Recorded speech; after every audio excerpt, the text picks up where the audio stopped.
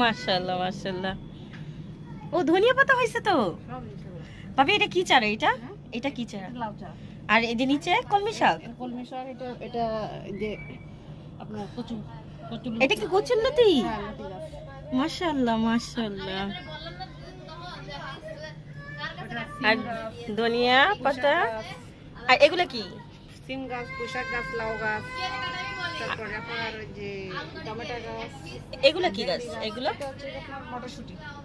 আচ্ছা মাশাআল্লাহ মাশাআল্লাহ। ওটা আলু গাছ। ওই যে এখানে তো কচু হইছে। হ্যাঁ হ্যাঁ, হ্যাঁ, কচু হইছে মাশাআল্লাহ মাশাআল্লাহ। এই যে এই কচু একবার খাওয়া গেছে আমার।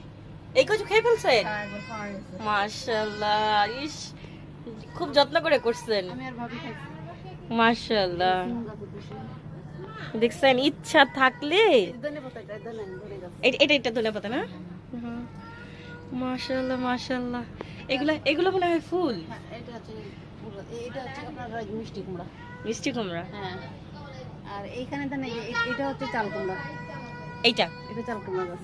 মাশাআল্লাহ। এটা কি গাছ? এটা এটা হচ্ছে কি আপনার ভাবিরে এরকম দুইটা দিছি টপ। আচ্ছা, এই গাছ। এগুলো কি? এটা কলমি শাক গাছ। কলমি শাক গাছ। হ্যাঁ, ওই যে কলমি শাক। আচ্ছা, পেঁয়াজের থেকেই হইছে না? হ্যাঁ, ওইটা হচ্ছে কি রসুন। রসুন। সামনে লাগান।